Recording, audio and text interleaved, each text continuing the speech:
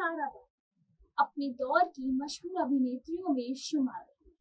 अपनी खूबसूरती और अदाकारी के बूते उन्होंने इंडस्ट्री में खास मुकाम हासिल करने में कामयाबी पाई है। आज सारा बानो अपना काफी हिस्सा व लंबे समय गुजार चुकी हैं, लेकिन इस साल की यानी कि महज उन्होंने 17 साल की उम्र में बॉलीवुड में डेब्यू किया था। उन्होंने 60 और 70 के दशक में सफल अभिनेत्रियों में अपने लिए एक जगह पक्की की थी। अभिनय के साथ साथ उन्होंने अपने डांस से भी प्रशंसकों को दीवाना बनाया। आइए जानते हैं आज सारा बानो के बारे में और उनसे जुड़ी लव स्टोरी के बारे में।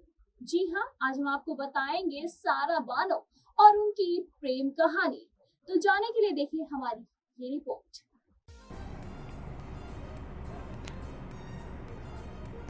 सारा बानो का जन्म 23 अगस्त 1944 को उत्तराखंड के मसूरी में हुआ। सारा बानो को अभिनय कला विरासत में मिली। उनकी मां नसीम बानो एक स्टेज और फिल्म एक्ट्रेस थी। अपने दौर की मशहूर हस्तियों में उनका नाम था। वहीं सारा बानो के पिता मियां एहसान उल हक फिल्म निर्माता थे। रिपोर्ट्स के मुताबिक सारा का अधिकांश बचपन लंदन में बीता, जहां से पढ़ाई पूरी करने के बाद वो भारत लौटी। सारा बानो को स्कूल के दिनों से ही एक्टिंग से लगाव था। सारा ने एक बातचीत के दौरान कहा था कि वो 12 साल की उम्र से ही अल्लाह से दुआ मांगती हैं कि वो उन्हें अम्मी जैसी हीरोइन बनाए। सारा बानो ने 16 साल की उम्र में फिल्म इंडस्ट्री में कदम रख दिए थे। हालांकि एक प्रोग्राम के दौरान सारा से कहा गया था कि उन्हें डांसिंग का बहुत कम अनुभव है, जबकि उनके साथ के लोगों को इसमें काफ़ी ज़्यादा अनुभव है। इस पर सारा ने कथक और भरतनाट्यम की बाकायदा ट्रेनिंग ली और सारा बानो ने वर्ष 1961 में शम्मी कपूर के साथ फिल्म जंगली से बॉलीवुड में डेब्यू किया। तब उनकी उम्र महज 17 साल थी। इस फिल्म के लिए बेस्ट एक्ट्रेस की कैटेगरी में फिल्म फेयर के लिए नॉमिनेट किया गया। पहली ही फिल्म से सारा बानो ने अपनी अच्छी पहचान बना ली। इसके बाद सारा बानो शादी, ब्लफ मास्टर, आई मिलन की बेला, शरगिद, दीवाना, पूरब और पश्चिम, जमीर, नहले पे दहला जैसी कई फिल्मों में काम किया। पर्सनल लाइफ की अगर बातें करें तो सारा बानो ने 11 अक्टूबर 1966 को महज 22 साल की उम्र में अभिनेता दिलीप कुमार से शादी की। दोनों की उम्र में काफ़ी फासला था। सारा जहां 22 तो वहीं दिलीप कुमार 44 साल के थे, मगर दोनों की मोहब्बत के बीच उम्र बाधा नहीं बन सकी। सारा बानो और दिलीप कुमार की लव स्टोरी भी कम दिलचस्प नहीं है। रिपोर्ट्स के मुताबिक वर्ष 1952 में आई फिल्म आन में दिलीप साहब को देखकर सारा उनसे प्यार कर बैठी। तब सारा की उम्र महज 8 वर्ष थी।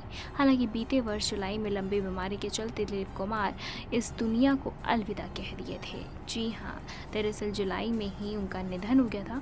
सारा बानो आज भी अपने साहिब की यादों को संजोए हुए हैं। जी हाँ, दिलीप कुमार के जाने के बाद सारा बानो का जीवन काफ़ी ही ज़्यादा दुख भरा रहा और अधूरा हो गया। दिलीप कुमार ने 1966 में सारा बानो से शादी की थी। जिस समय दिलीप कुमार और सारा बानो की शादी हुई थी उस समय सारा बानो 22 और दिलीप कुमार 44 के थे। जब दिलीप कुमार की शादी की खबर सुनकर बेताब थे, मगर अपनी पारिवारिक जिम्मेदारियों में उलझे दिलीप साहब 44 साल के होने पर घोड़ी चढ़ पाए। समय के साथ साथ इन दोनों का प्यार और भी गहरा होता चला गया और फिर इनकी जोड़ी को देखते ही रह जाते थे। दोनों 56 साल के साथ आखिरकार आज साथ में नहीं हैं। मेरा उनके ज़िंदगी में आने का किस्सा था। तो सभी जानते हैं कि दिलीप साहब तो मुझे कायनात ने तोहफे में सौंपे हैं।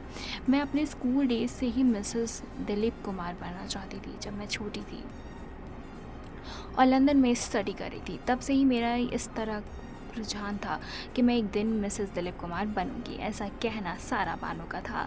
मेरी मदर ने मुझसे कहा था कि आपको मिसेस दिलीप कुमार बनने के लिए वैसे ही शौक़ पैदा करने चाहिए जैसे दिलीप साहब फरमाते हैं।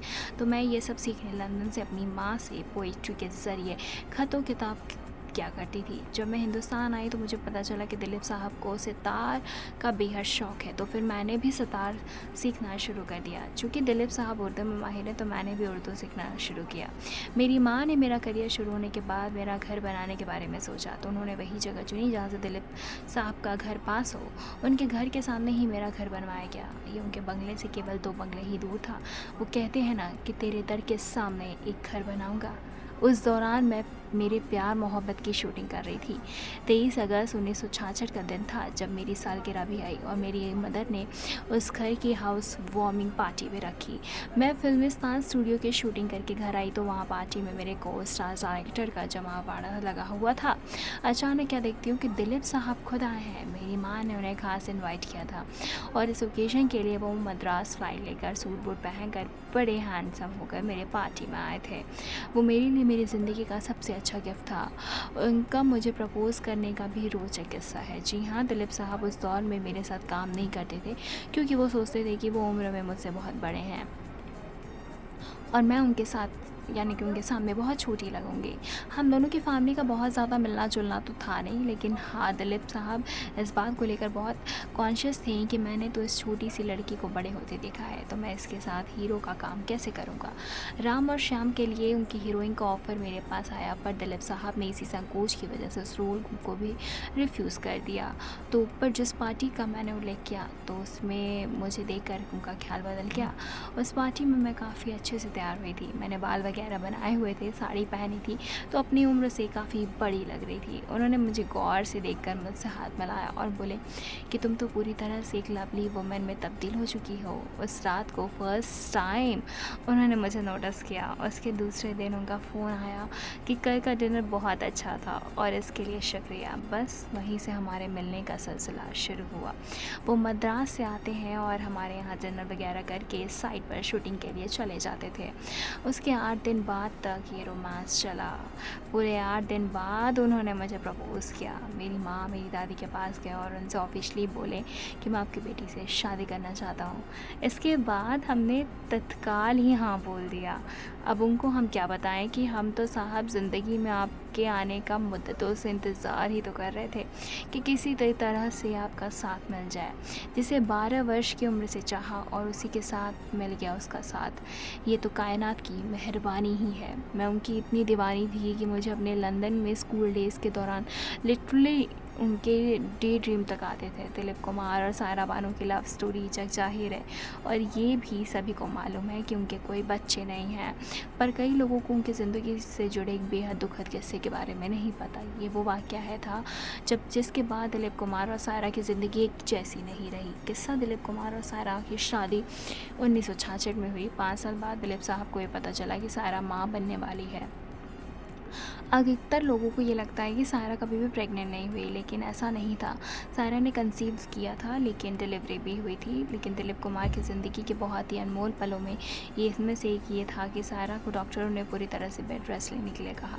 दूसरी ओर सायरा कई सारी फिल्मों में शामिल थी और प्रोड्यूसर को अपने पैसे डूब जाने का डर था। सायरा बहुत ही प्रोफेशनल थी और उन्होंने डॉक्टरों की बात न मानते हुए सावधानी से शूटिंग शुरू कर दी। दिलीप कुमार को सायरा का ये फैसला नामंजूर था क्योंकि सायरा प्रेगनेंसी के क्रिटिकल समय में काम कर रही थी, पर सायरा ने उन्हें मना लिया और फिर अपना काम पूरा किया। उस दौरान विक्टोरिया नंबर 203 फिल्म की शूटिंग चल रही थी। साल था 1972 और सभी तरह की सावधानियां बरतने के बाद भी सायरा काम से के स्ट्रेस के कारण बीमार पड़ गई। उनका ब्लड प्रेशर लेवल बढ़ गया और वो बार बार बीमार पड़ने लगी। इसके बाद भी सायरा ने फिल्म की शूटिंग पूरे की और प्रेगनेंसी का 8वां महीना चल रहा था और सायरा पूरी तरह से बेड रेस्ट पर थी, पर स्ट्रेस का नेगेटिव असर उनके शरीर पर पड़ने लगा। उनके पेट में पल रहे बच्चे की सेहत सही नहीं थी और एक ऐसी स्थिति आई जब प्री मैच्योर डिलीवरी हुई और बच्चा डिलीवरी के दौरान मरा हुआ पाया गया। दिलीप कुमार की किताब Dilip Kumar the substance and the shadow में लिखा है कि सायरा को 8वें महीने में ब्लड प्रेशर की समस्या हो गई थी और इसके कारण डॉक्टर उस बच्चे को बचा नहीं पाए। बच्चा अम्बिलिकल कार्ड के गले लिपट जाने के कारण मर गया था। दिलीप कुमार और सायरा ने अपना बेटा ऐसे ही खो दिया। दिलीप और सायरा को इसके बाद औलाद का सुख नहीं मिला और उन्होंने अभी इसे भगवान की मर्जी मान ली।